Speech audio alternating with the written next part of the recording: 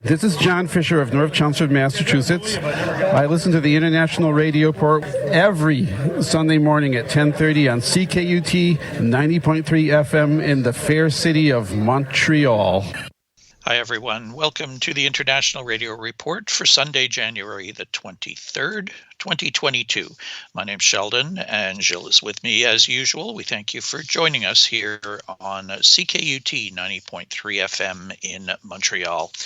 Our weekly half-hour visit with you, 30 minutes of news and information from the world of radio, from here in Montreal, across the country, and around the world.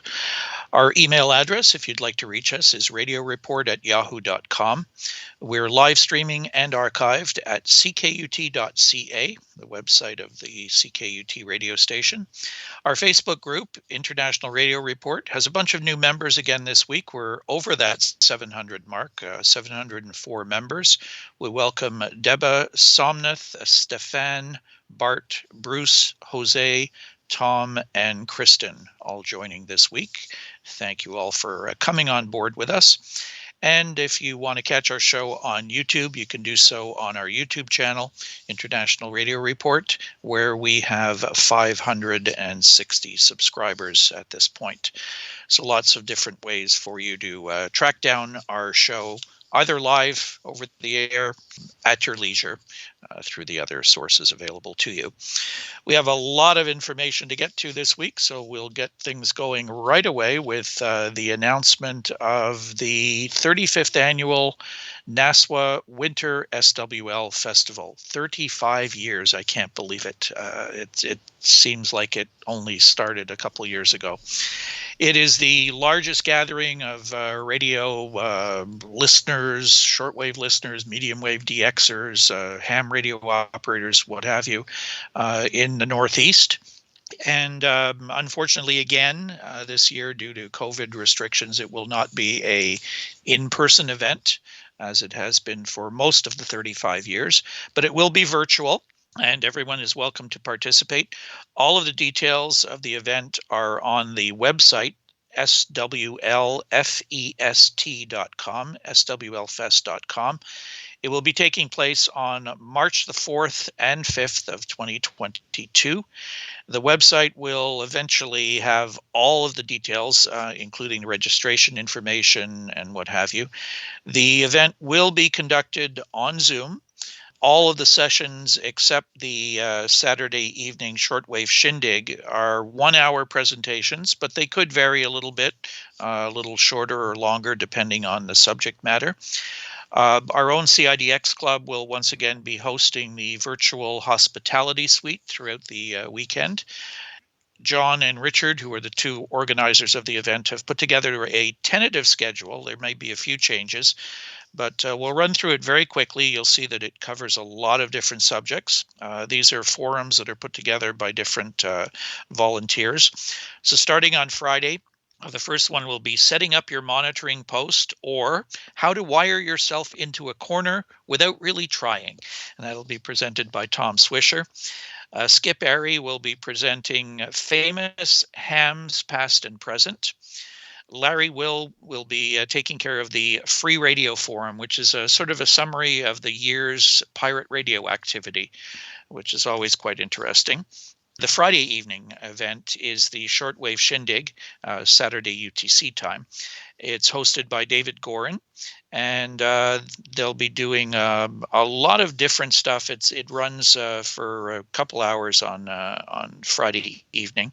The details we'll have available for you, and it will be rebroadcast or live broadcast actually on WRMI for that event as well. So that's gives other people a chance to hear it as well. Then into the next day, what's up at the European DX Council? Chrissy Brand, the Secretary General of the European DX Council, will be hosting that. There's going to be a session on European DXing. The host has not been determined yet. Then a radio journey across 7 continents with Bruce Churchill. Back to the Classic Receivers by Dan Robinson, who's a huge radio collector, and he'll be looking back at some of the classic receivers. I'll be doing the in memoriam ceremony where we recognize those in our hobby and notable broadcasters who passed away over the last year. And the final event, Gilles and I will be hosting a forum called The Radio Hobby, the Changing State of What We Do.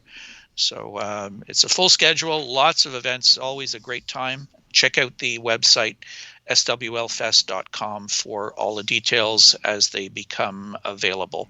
And we'll have reminders on the show for you each week leading up to the event. Yep, please do join, because last year it was a lot of fun. And I'm sure it's going to be as fun, if not more, this year. So we have a story from the CBC. Carol Off stepping down as host of CBC's Radio's As It Happens. This is by Sheena Goodyear, CBC Radio. When Carol Off first decided to stop globetrotting and start hosting a radio show from a studio in Toronto, she says her friends were really dubious. After all, the veteran CBC journalist had spent much of her career in the 1990s and 2000s in the field, reporting the news from all over the world. I was a wild animal and I was never going to be a house cat, Hoff said. But both she and her friends were surprised to find that she really enjoyed hosting. It's just the world brought to me instead of having to go to the world. It just became my favorite job ever. Now she's leaving her favorite job behind. Hoff is stepping down as host of As It Happens, CBC Radio's flagship evening current affairs show, after nearly 16 years of interviews marked by both doggedness and empathy. It's time to move on, she said. She will host her final program on February 25th before moving on to work on a new summer series for the CBC. As It Happens will continue with a rotating cast of guest hosts as CBC Radio searches for Off's successor. Susan Margetti, General Manager, CBC News, Current Affairs and Local, says Off will still be telling stories this summer in a new series, the details of which will be announced later. So that's a big move. I mean, As It Happens is probably one of the most popular programs on the CBC. Yeah, it's listened to not just here in Canada, but I know a lot of people in the U.S. that pick it up online, and I'm sure listeners around the world will stream it if they can hear it. It's a great program every weekday evening on CBC Radio, so you can check out As It Happens, and we'll wait to see who they pick as the new co-host for the show. We have an update to a story we had a little while ago about a station out in Cache Creek, Alberta, that had been vandalized. So the update comes from Barbara Roden, the Ashcroft Cache Creek Journal. Offers of assistance coming into Cache Creek radio station. Following news that radio station CFMA in Cache Creek has been off the air since mid-November due to vandalism, offers of support as well as cash donations have been coming in to the Ash Creek TV Society, which operates the station. Some in-kind offers have reduced the required budget for repairs quite a bit, says Society President Heidi Roy. Pattison Media and Stingray Radio has stepped forward and offered their technicians once we get new equipment, and had offered us loaner equipment if it takes us a while to get permanent equipment. The Society has budgeted $10,000 for the total cost of repairs to the transmitter, other components, and the building, which has been reduced from an earlier estimate by in-kind donations. Associated Electric in Ashcroft has offered to do electrical work for us, and people have offered their carpentry skills. The main holdup right now is finding a sturdy door and gaining access to the site, but the snow is making the tower inaccessible at the moment. It's up a dirt road near the golf course. Someone barely made it up before Christmas to measure for the door, and it's worse now. Until we get the repairs to the building done, we can't proceed with equipment or electrical restoration. The Society has also received $1,800 in donations so far. Roy said that donations were gaining momentum before the Christmas break, which has slowed things down. She adds that she hopes donations will start up again now that the holidays are over. We sent out letters to local organizations, and some groups have said that they might donate or do advertising, but they weren't meeting again until the new year, and some groups might not be meeting because of COVID restrictions. So at least things are looking forward, and it looks like the station is getting a lot of assistance from community and businesses and other broadcasters. So we hope that they will get that station back on the air, serving the community once again. Yep, definitely some good news, because we did have quite a few listeners giving us feedback and being a little mad at what had happened to that station. So really good news that it's eventually going to be back on the air and working again. Next, we have some news from Dan, who runs the really great Facebook page, the Canadian Radio News Facebook page, which you might like to check out. We get a lot of information from that page as well. He has news of a new Canadian radio forum. Longtime CRN contributor Brian Cook has created a new website that discusses radio and some TV news from across Canada. There will be posts made by Brian, as well as the awesome members he is hoping will join the site. It will even have a spot on there for podcasts, online radio stations, and Sirius XM. Although Brian's new radio forum is called Canadian Radio News, it is technically not affiliated with the Canadian Radio News Facebook site. He says, good luck with your new venture, Brian. He hopes that people will go and visit and participate in this new forum. It's always good to find these resources online, especially for people like us that like to go and get some stories that we may not have come across otherwise. So we'll put a link up to the new group, and if you're interested in joining up with it, I'm sure they'd appreciate some new members in there. And you can contribute material yourself if you have an interest in what's going on in the media in Canada. Now, what is happening with our sun? Well, first we have an update on the solar cycle.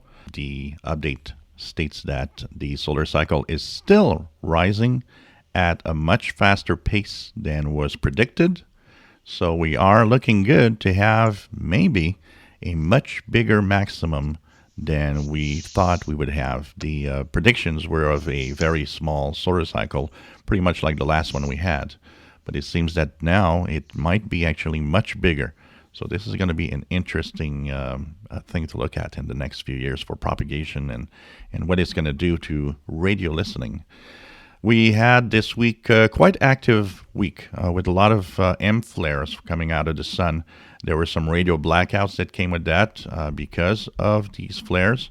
But we are now waiting for some possible CMEs, coronal mass ejections, from the flares that could actually reach us today or tomorrow.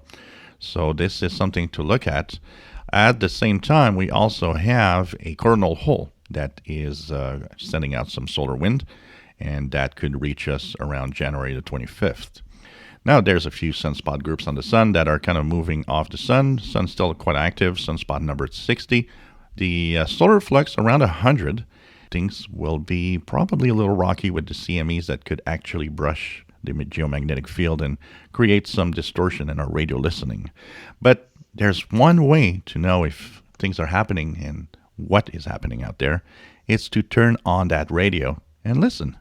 Hey there, I'm Paul Kaltenbach, live in Hell's Kitchen, New York City, and you're tuned to International Radio Report, 30 minutes of news about radio on CKUT 90.3 FM in Montreal. Now we have a story that, from time to time we have these stories where the BBC funding problem is happening. And here the story is the BBC license fee to be abolished in 2027 and funding frozen. So this is by Jim Watterson, The Guardian, of January 17th, 2022. The BBC will have to make deep cuts to its program budgets after the government said the broadcaster's funding would be frozen for the next 2 years, with the license fee abolished completely in 2027. The Culture Secretary, Nadine Dorries, is expected to confirm that the cost of an annual license required to watch live television and access iPlayer services will remain at £159 until 2024, before rising slightly for the following 3 years. She said this would be the end of the current license fee funding model for the BBC, raising doubts about the long-term financial future and editorial independence of the public service broadcaster under a conservative government. She says that this license fee announcement will be the last. The days of the elderly being threatened with prison sentences and bailiffs knocking on the door are over. Time now to discuss and debate new ways of funding, supporting, and selling great British content. The BBC will have to negotiate with the government over an entirely new funding model when the final license fee funding deal expires in 2027, with potential options including a subscription service, part privatization, or direct government funding. The BBC has faced repeated deep real-term spending cuts since the start of the Tory Liberal Democrat coalition government in 2010, with the Conservatives forcing the broadcaster to pay for free licenses for over 75s, then blaming it when they took the benefit away. There has been similar speculation before. There are very good reasons for investing in what the BBC can do for the British public and the creative industries and the UK around the world. Anything less than inflation would put unacceptable pressure on the BBC finances after years of cuts. You know, this is an ongoing problem for a lot of broadcasters. We've seen cuts here on the CBC in Canada. The BBC has had cuts in the past. More cuts, it seems possible for the future. That fee going away for the license, it certainly creates an uncertain future for the BBC. And this is where I always have a problem when we start taking these broadcasters and thinking that it's only a money thing. I mean, these are amazing sources of news and information. And I think that anything that is a big broadcaster like the BBC, like the CBC, should not be thought of as how much it costs, but more of how that comes from their programs, their news, and their services, which is much more important.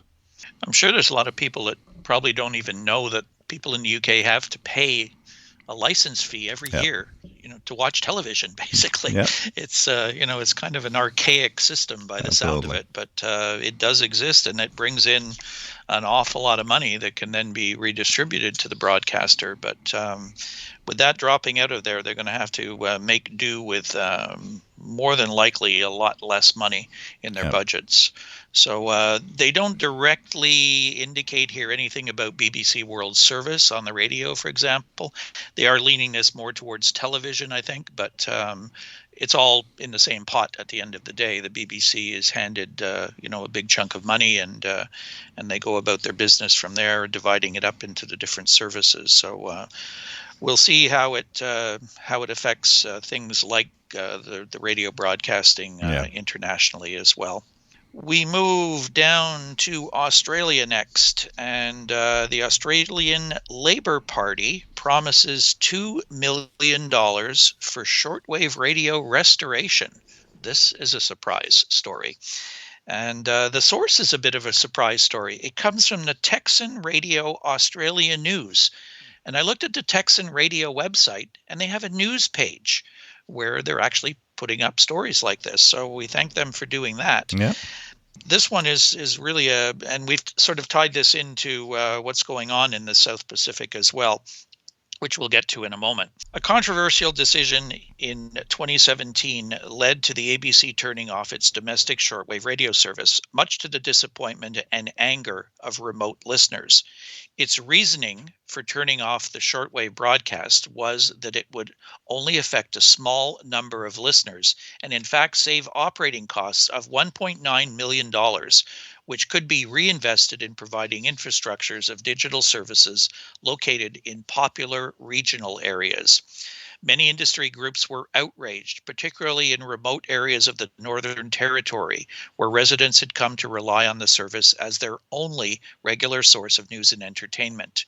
In February 2011, Cyclone Yasi crossed the Australian east coast between Cairns and Townsville, causing enormous damage and knocking out all local communications.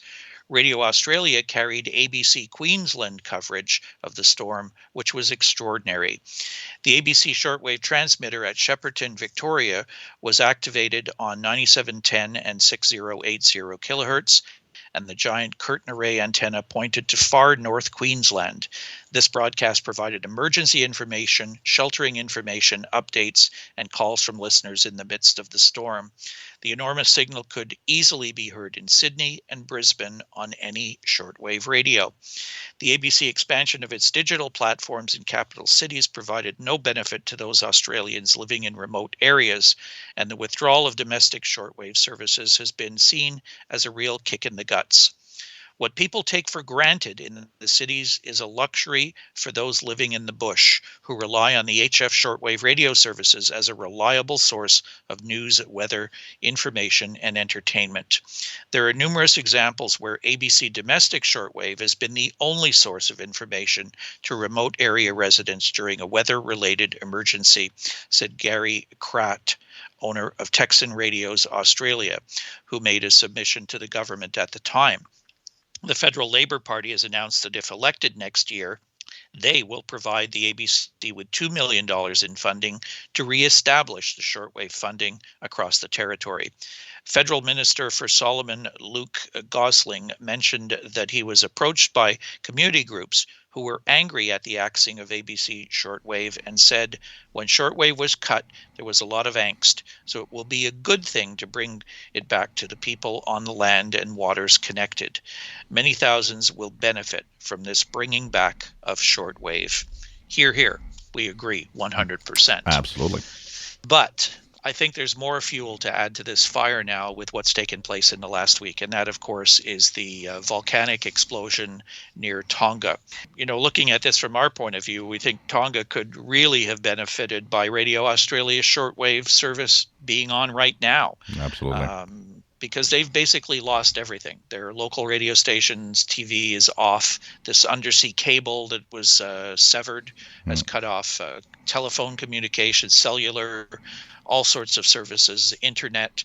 They have to rely on radio again.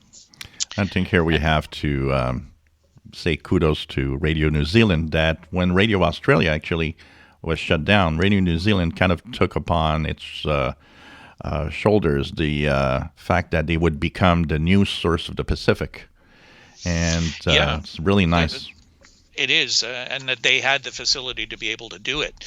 You know, unfortunately, I think in Australia, some of the equipment and transmitter sites have been dismantled already. Yeah. So there may be some left over, but it would have been nice to be able to fire something up and get some more news out on shortwave. In the meantime, though, we found that a community broadcaster in Brisbane, Australia, we found it as an internet-only service, though, an online station called Pacifica TV and Radio, is bringing information and support to Tongans outside of Tonga around the world as they wait for news of their families in homeland. So they have a website, Pacifica with a K, not with a C, pacificatvandradio.com, where you can find out more information about the station, but we recommend going to their YouTube channel, which is also called Pacifica TV and Radio. And you were just checking it out before the show, that they seem to be live streaming through their YouTube channel. Yep, they have about 10 to 12 hours of live stream every day from what I've seen on their YouTube channel. Okay, so that might be a good place to go to get at least information that people from Tonga who are living elsewhere around the world are using to try to get information in and out from Tonga. Unfortunately, they are left with Radio New Zealand. Their local station, they have a 1017 AM, 1017 kilohertz station in Tonga. That has apparently been reactivated, but only over the air. There was a live stream that, of course, with internet and services and what have you down, that is not functioning. But at least it seems that they've got the local station back on the air again. So with what's happening in Russia, we have news of pirates that spammed an infamous Soviet shortwave radio station with memes. This is by Janice Rose and Joseph Cox via Vice. Pirates hijacked an infamous shortwave radio station, which dates from the Soviet era, but is still online today, and use it to broadcast everything from Gannon style to audio that draws memes when inspected under a spectrum analyzer. For decades, the number station known as UVB-76, or the buzzer, has emitted an enigmatic series of beeps and a voice reading numbers and names in what people suspect is a long-running communications method for Russian intelligence. Since the broadcast is public, pirates are able to use their software-defined radio, the SDRs, transmitters to effectively flood the frequencies with noise and memes. The recent barrage of attacks on their stations come as Russia prepares to invade neighboring Ukraine, where radio enthusiasts speculate at least some of the pirate broadcasts originate. Number stations are shortwave radio stations known for their mysterious and cryptic broadcasts, long believed to be a method used by spy agencies to communicate with covert operatives. They typically involve voice reading off sequences of numbers or timed pulses that can be decoded into messages. While many stations have become obsolete or redundant, several broadcasts remain on the air, much of the fascination of amateur radio hobbyists. So there's also another Reddit post that shows uploaded images that said the UVB-76 broadcast of a V for Vendetta mask. Another broadcast included a troll face meme. And so there's a lot of these little things happening. And if you have an SDR and hear the buzzer, it's nice to take a look at it because it's very interesting. And online SDRs also can be used to see these memes in the waterfall. And the frequency for the UVB-76? 4625 kilohertz upper sideband. You can check that out. Some strange things going on, as if the station wasn't strange enough. So we have ham radio contests. Yeah, we'll run through 4 contests coming up for next weekend. The first is a CQ 160 meter contest. It is CW only, 160 meter band, sponsored by CQ Magazine.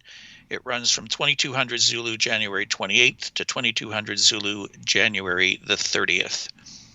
We have the REF HF Championship Contest, CW, 06 Zulu January 29 to 18 Zulu January 30th, sponsored by Réseau des Émetteurs Français. So the objective, French amateurs work as many amateur stations in as many of the French departments, 97 metropolitan departments, overseas territories, and the XCC countries of the world as possible. Foreign amateurs work as many French stations in as many of the 97 metropolitan departments and overseas French territories as possible. Bands 80, 40, 20, 15, and 10 meters, CW only.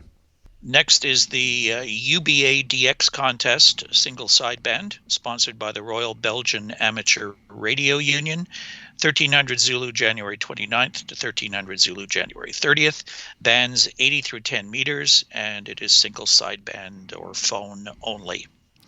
And we have the Winter Field Day, 19 Zulu January 29th to 19 Zulu January 30th, sponsored by the Winter Field Day Association.